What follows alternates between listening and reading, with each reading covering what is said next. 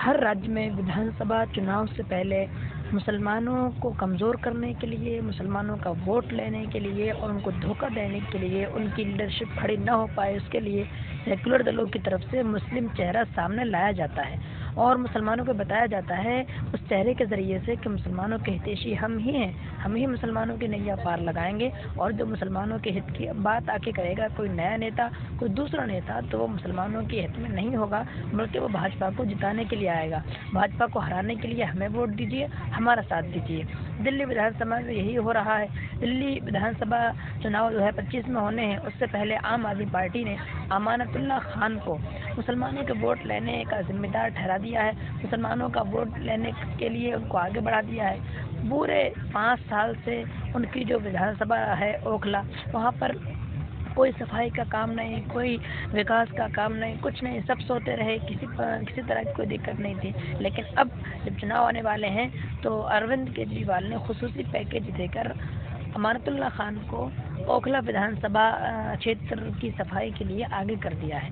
अब वो वहाँ की सफाई करवा रहे हैं, बता रहे हैं कि हम सफाई कर रहेंगे इसकी, हम इसको स्वस्थ रखेंगे, आगे बढ़ाएंगे। अरे भाई, अभी क्यों किया गया? अभी इसलिए किया गया ताकि दूसरे मुसलमान क्षेत्र जो हैं जहाँ पर कोई विकास कार्य नहीं किया गया है, जहाँ पर नाली सड़कें बिल्कुल उसी तरह पुरानी हालत में हैं, उनसे ध्यान भटकाया जा सके, बताया जा सके दूसरे मुसलमानों को भी जो दूसरे प्रदेशों में रहते हैं कि हम मुसलमानों के हितैषी हैं। अभी AIMIM के जो अध्यक्ष हैं दिल्ली के शोएब जामई, उन्होंने एक यात्रा निकाली थी न्याय यात्रा करके, कौमी इंसाफ यात्रा के नाम से। तो उन्होंने दिखाया था मुस्लिम मोहल्लों का, मुस्लिम गलियों का, मुस्लिम क्षेत्रों का क्या हाल है। जैसे ही उन्होंने वो चीज़ें मंजर आम पर लाई, फ़ौरन अमानतुल्लाह खान को आम आदमी पार्टी की तरफ से सामने ला दिया गया और वो उसके बाद फिर काम जैसा भी है तो कराए रहे हैं। अरे भाई, 10-5 साल से क्यों नहीं कराया आपने? दूसरी चीज़, अब उनको ओवैसी के खिलाफ बोलने के लिए मैदान में छोड़ दिया गया है। अब वो अनाप शनाप क्या क्या बातें बोले जा रहे हैं। पता है क्या कहा एक इंटरव्यू में? अरे ओवैसी साहब इतना बोलते हैं, उनके खिलाफ मुकदमा क्यों नहीं होता? दूसरे नेताओं को तो जेल में भर दिया जाता है, उनके पास ED CBI क्यों नहीं आती? अरे इतना भी नहीं जानते हो? बिल्कुल अहमक टाइप की बातें करते हो। अरे जब जिस इंसान के खिलाफ किसी तरह की कोई संविधान विरोधी गतिविधि नहीं पाई जाएगी, किसी तरह का कोई रूल कानून तोड़ने वाला मामला नहीं पाया जाएगा, वहाँ क्यों जाएगी ED, वहाँ क्यों जाएगी CBI? ये तुम्हारे नेता हैं जो भ्रष्टाचारी हैं, जिन्होंने देश को, प्रदेश को लूटा है, जेलों के पीछे हैं। अरे असदुद्दीन ओवैसी साहब वो एक बेहतरीन वकील हैं और अपने सारे मामलात को मेंटेन रखते हैं। जब बोलते हैं संविधान के दायरे में बोलते हैं, उनकी कोई संपत्ति जो है वो अवैध नहीं निकल रही है, काहे की ED आएगी? और वो ED से डरना चाहिए तुमको, इसलिए तुम बोलते नहीं हो, मुसलमानों की ठेकेदारी करने के फालतू की नोटंकी करते हो।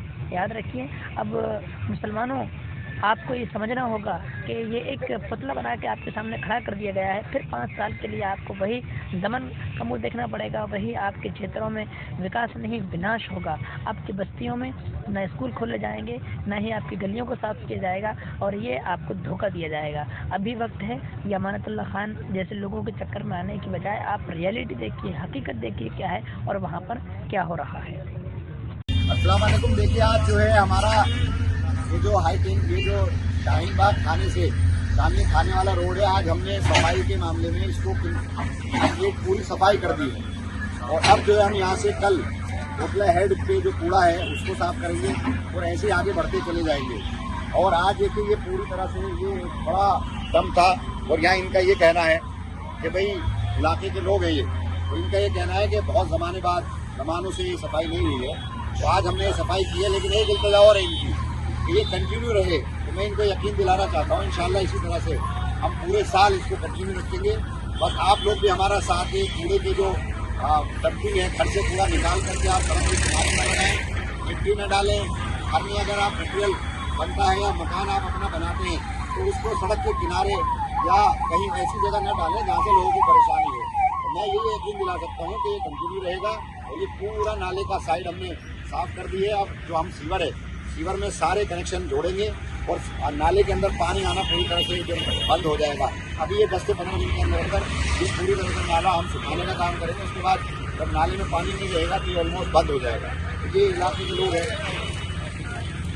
हम जब से सर को फेसबुक पे देख रहे थे मुझे लग रहा था ये ऐसे ही हो रहा है और एक्चुअली में नहीं आएगा कोई इधर, मगर जब आज इनको देखा इधर तो मुझे बहुत खुशी हुई और मैं स्पेशली उतर के आई मिलने के लिए, ये कहने के लिए कि ये जो सफाई चल रही है ये 1 दिन की 2 दिन की ना हो, कंटिन्यूस प्रोसेस हो, क्योंकि ओखला को सफाई की सख्त ज़रूरत है और विधायक जी ने इसका पूरा भरोसा दिया है कि वो इस चीज़ को कंटिन्यू करेंगे और एक टीम बनाएंगे जो इसी पे काम करेंगे।